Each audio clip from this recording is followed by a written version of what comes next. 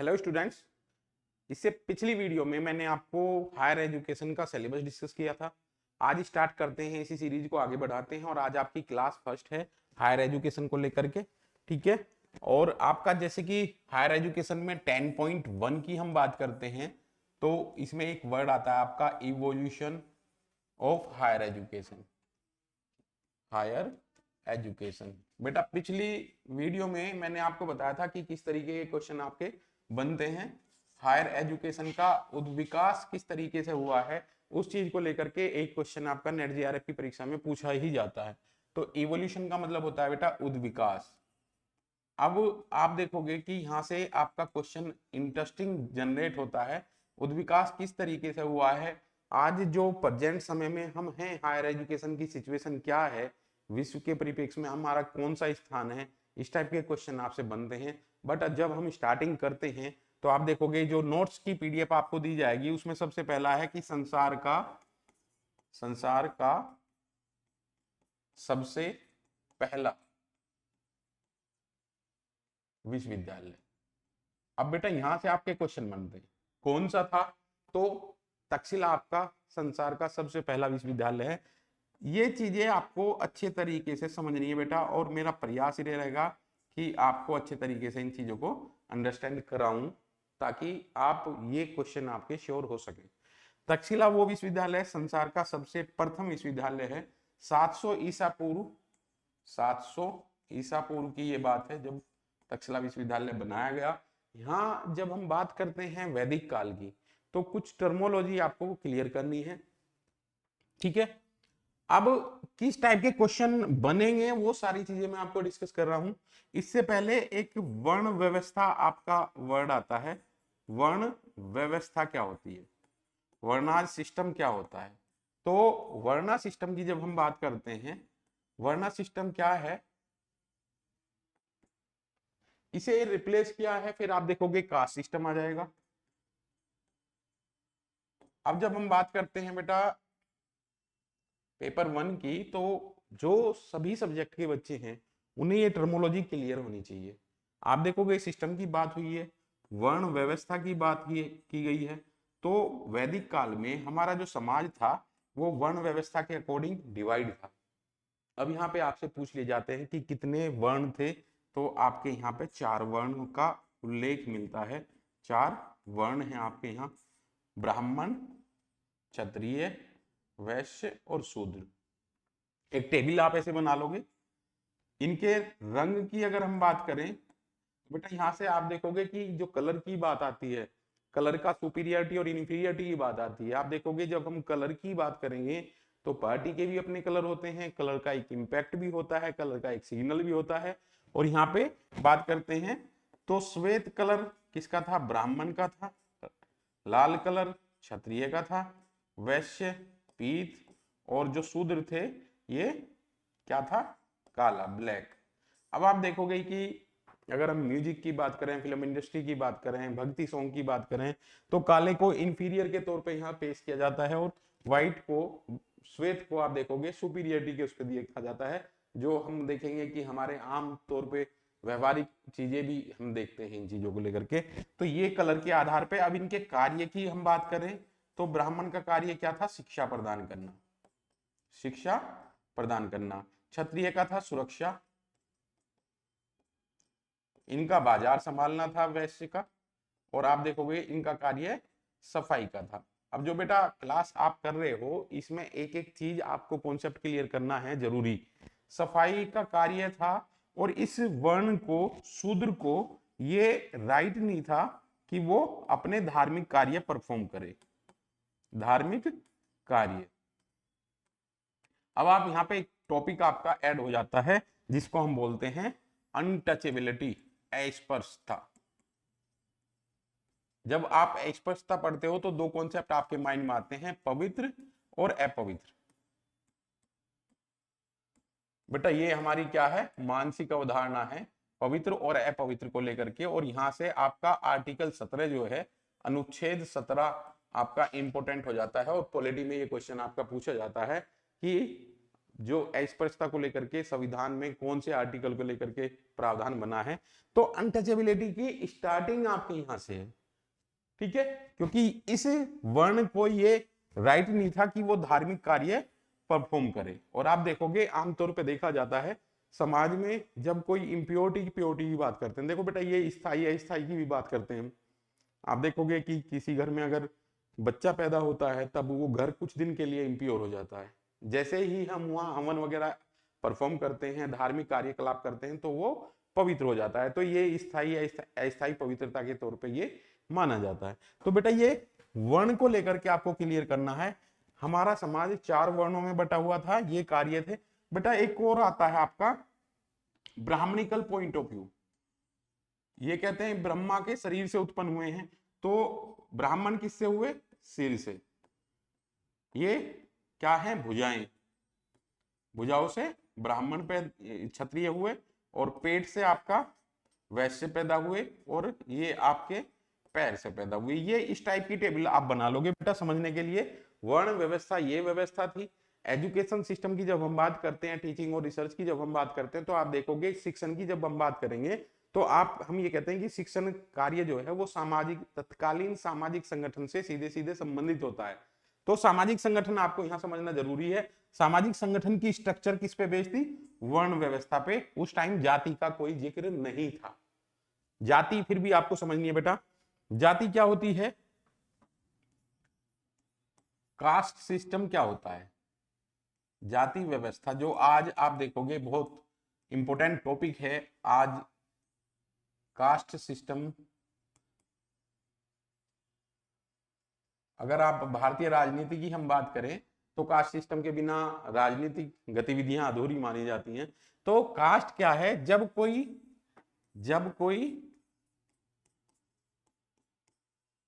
समूह वंश पर आधारित हो, वंश पर आधारित हो, क्या कहलाता है बेटा? जाति कहलाता है। वंश क्या है? समान पूर्वज से। ये किससे है? समान पूर्वज से।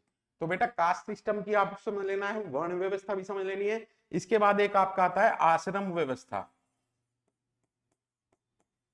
बेटा इसलिए मैं आपको यहाँ ये चीजें करा रहा हूँ, ये बेसिक हैं, और बेसिक से चलने के बाद ही आप एडवांस तक पहुंचोगे, क्योंकि बहुत से बच्चे ऐसे हैं जिन्हें ये चीज पता नहीं होती है, और जिन बच्चों को ये चीजें पता नहीं है वो कमेंट बॉक्स में लिख देंगे, मैं अच्छे तरीके से आपको ये एक्सप्लेन करा दूंगा। आश्रम व्यवस्था। अब बेटा यहां से क्वेश्चन बनता है कि किस टाइप का क्वेश्चन बनता है, ये भी मैं आपको साथ के साथ बताऊं। वैदिक काल में मनुष्य की औसत आयु कितनी मानी गई थी? मनुष्य की औसत, तो बेटा यहां 100 साल। आप देखोगे ये 100 साल को हम आश्रम व्यवस्था में बांटते हैं। तो कैसे बांटते हैं? आप देखोगे पहला है आपका ब्रह्मचर्य, दूसरा है गृहस्थ,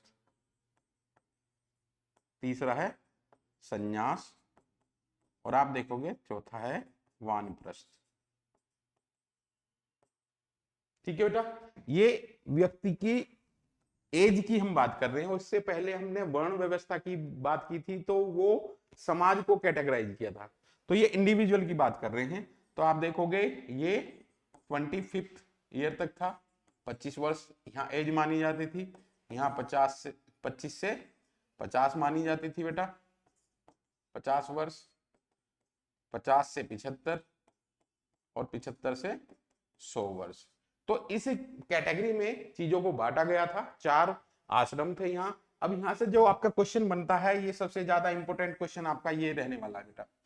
इस आश्रम व्यवस्था में सबसे ज्यादा इंपॉर्टेंट था आपका गृहस्थ आश्रम। इसमें आप देखोगे कि 3 गुण आपको मिलेंगे यहाँ, धर्म, प्रजा और रति, जो हमने किसके बताए हैं उद्देश्य? विवाह के। इसमें आप देखोगे विवाह के उपरांत ही धार्मिक कार्य कर सकता है, विवाह के उपरांत ही प्रजा को कंटिन्यू करने की बात की गई है, और रति का लाभ भी यही मिलता है। तो गृहस्थ आश्रम इसमें सबसे ज्यादा इंपॉर्टेंट है। नेट की परीक्षा में जो क्वेश्चन पूछा जाएगा वो ये पूछा जाएगा, इन सभी आश्रम में सबसे ज्यादा महत्वपूर्ण कौन सा है? तो आपका ये वाला आश्रम सबसे ज्यादा महत्वपूर्ण है। ठीक है बेटा, आपका वर्ण व्यवस्था होगी, आश्रम व्यवस्था होगी। इसके बाद एक इंपॉर्टेंट टॉपिक आपका आता है गुरुकुल सिस्टम। गुरुकुल सिस्टम, इस पे बेटा थोड़ा फोकस मैं ये करना चाहूंगा, क्योंकि आज हमारे कोचिंग में हमारी टीम इस वर्ड का बार बार उच्चारण कर रही है। गुरुकुल व्यवस्था क्या होती थी? हमारा कोचिंग इस मोड को थोड़ा फॉलो कर रहा है बेटा। बाहर से हमारे यहाँ बच्चे आ रहे हैं और बच्चे अब पीजी लेकर के रह रहे हैं, पीजी की व्यवस्था हमने की है, ठीक है। अपने बच्चों को हम अपनी केयर में रखते हैं, और जो गार्जियन हैं वो बच्चे को यहाँ छोड़ करके जा रहे हैं। आप देखोगे उनकी प्रॉपर तैयारी कराना, अपनी लाइब्रेरी हमारी पूरा सेटअप है, कंप्यूटर प्रोवाइड किए हुए हैं बच्चों को, वहीं पे ही हम उनके टारगेट बैच के अकॉर्डिंग उनकी तैयारी कराते हैं। तो गुरुकुल सिस्टम में वैदिक काल में क्या होता था बेटा कि गुरु का एक स्पेस होता था, ये गुरुकुल था, ठीक है। यहाँ गुरु रहता था, गुरु का परिवार रहता था, प्लस जो स्टूडेंट हैं वो शिष्य के रूप में रहते थे, ठीक है। और शिष्य जो समाज से जाकर के भिक्षा के रूप में लाते थे, वो उनकी आजीविका का साधन था। अब आप देखोगे यहां से आपका एक वर्ड बनता है नॉन प्रॉफिटेबल, नॉन प्रॉफिटेबल, ठीक है बेटा। तो गुरुकुल में रह करके पूरी शिक्षा दीक्षा यहाँ की जाती थी। एक क्वेश्चन और आपका बन सकता है, व्याख्यान विधि, लेक्चर मेथड की जब हम बात करते हैं तो सबसे एनिशियंट मेथड है आपका लेक्चर मेथड, व्याख्यान विधि। तो गुरुकुल व्यवस्था उस टाइम पे थी। आप देखोगे आज क्या है, आज एजुकेशन कॉमोडिटीज हो गई है, किसकी? पण्यकरण की वस्तु हो गई है। ध्यान रखना बेटा, हिंदी मीडियम वाले ध्यान रखेंगे, पण्यकरण की वस्तु हो गई है, यानी कि एक वस्तु के तरीके से हम इसे ट्रीट कर रहे हैं। और मार्केट में आप जाओगे, आपको पीएचडी की डिग्री मिल जाएगी, उसकी फीस कितनी है वो सारी चीजें निर्धारित की गई हैं। तो बेटा इस तरीके से क्वेश्चन आपके पूछे जाते हैं। तो ये कुछ कॉन्सेप्ट हैं आपके जो मैंने आपको यहाँ डिस्कस किए। आगे स्टार्ट करते हैं बेटा, जो इंपोर्टेंट आपके लिए होने जा रहा है। नंबर 1 पे आपका आता है तक्षशिला विश्वविद्यालय, तक्षशिला विश्वविद्यालय। अब बेटा यहां से क्वेश्चन बनता है संसार का प्रथम विश्वविद्यालय। अब बेटा पिक्चर समझ लेना, अपने माइंड में ये चीजें ध्यान रखना कि क्या सिनेरियो है। संसार का प्रथम विश्वविद्यालय आपका कहां था? भारत में। अब इससे क्वेश्चन देखो, जो क्वेश्चन की भाषा है वो किस तरीके से क्वेश्चन का आंसर बदलती है। वर्तमान समय में कहां स्थित है? तो वर्तमान की अगर हम बात करें तो वर्तमान में है ये पाकिस्तान में बेटा। कहां है? पाकिस्तान में। और कहां था अगर आ जाए तो आप देखोगे यहां पे आपका आंसर आएगा भारत, ठीक है। तक्षशिला विश्वविद्यालय को किसके द्वारा स्थापित किया गया था? देखो बेटा यही क्वेश्चन आपके पीवाईक्यू में करवाने जाऊंगा मैं, यहीं से ही क्वेश्चन आपको मिलने वाले हैं, तो इन चीजों को अच्छे तरीके से कर लीजिएगा।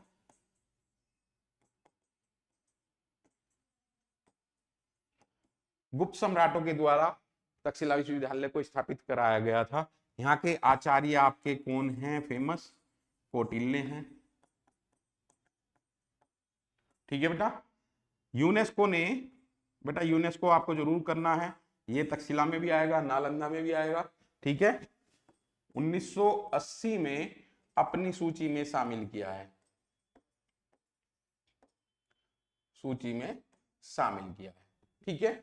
ये कुछ चीजें जो हैं आपकी, आप इसके विषय भी आप देख लोगे, किन विषय में शिक्षा दी जाती थी, ये भी क्वेश्चन आपका बनता है। प्रवेश परीक्षा होती थी, प्रवेश परीक्षा के माध्यम से विश्वविद्यालय में एडमिशन किया जाता था, और इसकी उम्र आपकी 16 से 18 वर्ष थी। और आप ध्यान रखना बेटा, उस टाइम पे जो शिक्षा दीक्षा दी जाती थी उसके लिए कोई डिग्री नहीं होती थी। स्नातक का मतलब यह है कि वो सोसाइटी में जाएगा और अपने ज्ञान के प्रकाश का वहां सोसाइटी को लाभ देगा, और कोई ऐसा सर्टिफिकेट जारी नहीं किया जाता था जिसमें हम दिखाएंगे, जैसे अब वर्तमान समय में अपनी पीएचडी की डिग्री दिखाते हैं कि हमने पीएचडी किया हुआ है। तो उस टाइम में व्यक्ति का जो बौद्धिक कारक था वही उसे एजुकेटेड शो करना था, वहां उसका जो एक इंटेलेक्चुअल पावर है वो इतनी होनी चाहिए थी ताकि लोग समझे कि ये पढ़े लिखे हैं, ठीक है बेटा। तो तक्षशिला विश्वविद्यालय को लेकर के आपके 20 क्वेश्चन बनते हैं बेटा। संसार का प्रथम विश्वविद्यालय है भारत, वो जगह थी उस टाइम पे 700 ईसा पूर्व में कि जहां अदर कंट्रीज के स्कॉलर आकर के शिक्षा ग्रहण करते थे। तक्षशिला और नालंदा को लेकर के 10.1 से एक क्वेश्चन आपका जरूर बनता है, इवोल्यूशन ऑफ हायर एजुकेशन को लेकर के। तो यहां मैं उन सभी यूनिवर्सिटी का जिक्र करूंगा जिनको लेकर के आपके क्वेश्चन बनते हैं। तो बेटा ये कुछ पॉइंट्स हैं और इसके 20 क्वेश्चन आपको तक्षशिला के करने हैं। किसने स्थापित किया, आचार्य कौन थे, उन आचार्यों की पुस्तक के भी उल्लेख पूछ लिए जाते हैं, वो सभी चीजें मैं आपको कराऊंगा इसमें। ठीक है, दूसरा यूनिवर्सिटी है आपकी नालंदा।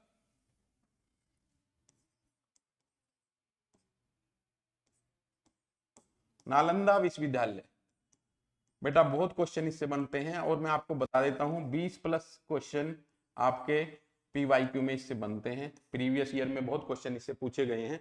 और ये बेटा श्योर समझ के चलना कि इवोल्यूशन ऑफ हायर एजुकेशन, उद्विकास में से एक क्वेश्चन आपको हर पेपर में मिलने वाला है। बहुत इंपॉर्टेंट पार्ट है जो ज्यादा टफ नहीं है और आपको इजीली समझ में आ जाएगा। ये बिहार में स्थित है बेटा, देखो बिहार में स्थित है और था, दोनों ही स्थिति है बेटा यहाँ पे। जैसे वहां आपका आंसर बदला, यहां नहीं बदलेगा। ठीक है, ये आप जो एक पिक्चर आपके माइंड में होनी चाहिए बेटा, तक्षशिला के बाद नालंदा आता है। ठीक है, और नालंदा एनिशिएंट एजुकेशन सिस्टम में एक टॉप विश्वविद्यालय रहा है। और 1192 में आपके हूणों के आक्रमण हुआ, वह आक्रमणकारी आए और उन्होंने इसे क्या किया, डेस्ट्रॉय कर दिया। ठीक है, और इसकी लाइब्रेरी को लेकर के क्वेश्चन आपके बनते हैं। 6 माह तक जो इस लाइब्रेरी में ताड़पत्र थे वो जलते रहे। और आप देखोगे कि कितनी बड़ी इंटेलेक्चुअल प्रॉपर्टी हमारी रही होगी नालंदा विश्वविद्यालय, जिसके बारे में ये उल्लेख है। आप देखोगे कोई भी आक्रमणकारी अगर आता है तो कोई भी विदेशी जो आता है किसी भी समूह की कल्चर को सबसे ज्यादा वो अटैक करता है। हमारी इन यूनिवर्सिटी का डिस्ट्रॉय हुआ, आप देखोगे 1192 में। जो स्टार्टिंग की वीडियो है मैंने आपको पहला फेज जो बताया, पहले फेज पे हम बिल्कुल टॉप पे थे, यहाँ चरम पे थे।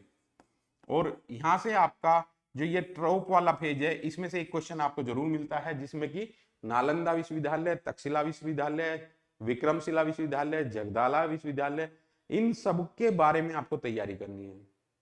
जो हम आपको नोट्स प्रोवाइड करेंगे, जो भी बच्चे इंटरेस्टेड हैं वो हमारे ऑफिस के नंबर पर कांटेक्ट कर सकते हैं। मिस्टर विवेक वहां आपको हैंडल करेंगे। उन पीडीएफ में वो सभी नोट्स आपको मिलने वाले हैं जहां से आपके क्वेश्चन मिलते हैं। ठीक है बेटा, वहां एक एक चीजें आपको, विक्रमशिला विश्वविद्यालय बेटा क्वेश्चन किस तरीके के पूछे जाएंगे, जगदाला और अदर यूनिवर्सिटी जो हैं, अदर एनिशिएंट यूनिवर्सिटी हैं, इनकी स्थापना किसने की, कौन सा राजा था जिसने की इनकी स्थापना की है, कब की है, कहां स्थित है, इस टाइप से आपसे क्वेश्चन बनते हैं। और आप देखोगे कि एक इंपॉर्टेंट सेगमेंट इसका जो है वो सबसे ज्यादा है वीमेन एजुकेशन को लेकर के। किसको लेकर के, महिला शिक्षा। बेटा ये मैं आपको बताऊंगा कि कोई भी किसी भी सब्जेक्ट का बच्चा है इसको जरूर फोकस करे, क्योंकि एजुकेशन को, वीमेन एजुकेशन को लेकर के लगभग ह्यूमैनिटीज के सभी सब्जेक्ट में क्वेश्चन आपके पूछे जाते हैं। तो ये इंपॉर्टेंट पार्ट है। महिला शिक्षा को देखोगे, वहां समान शिक्षा दी जाती थी महिलाओं को। और यहां से जो क्वेश्चन बनता था कि कौन कौन महिला, विदुषी महिलाएं, विदुषी महिलाएं कौन कौन सी हैं, तो इसमें आप देखोगे अपाला, घोषा, संघमित्रा, इस टाइप के नाम आपके जो हैं वो विमेन स्कॉलर के रूप में माने जाते हैं। आप देखोगे कि यहाँ पे महिलाओं को पढ़ने के लिए कोई प्रतिबंध नहीं था और महिलाएं भी आप देखोगे यहाँ पढ़ी लिखी हैं। इनके नाम पे आप देखोगे कि कोई भी क्लास है तो उसमें आप देखोगे अक्सर इन लड़कियों का नाम आपको देखने को मिल जाएगा, क्योंकि हम कल्पना करते हैं कि हमारी बेटियां इतनी इंटेलेक्चुअल हो, जैसे कि कौन थी, अपाला, घोषा, संघमित्रा। एक आप देखोगे कि हर जगह, हर उनमें ये नाम आपको मिलते हैं।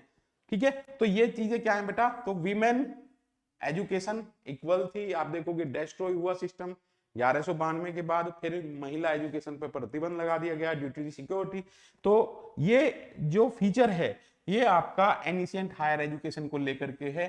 इससे नेक्स्ट वीडियो में आपका जो कंटिन्यू है इस चीज को लेकर के, नेक्स्ट वीडियो में किस टाइप के क्वेश्चन बनेंगे और कोई जो इंपॉर्टेंट सेगमेंट है वो मैं इसके आपको कराने वाला हूं। तब तक के लिए आप देखते रहिए हमारा चैनल, और अगर कोई बच्चा इंटरेस्टेड है इसमें पेड के लिए, वो हमारे ऑफिशियल कॉन्टैक्ट पे नंबर कर सकता है। Thank you.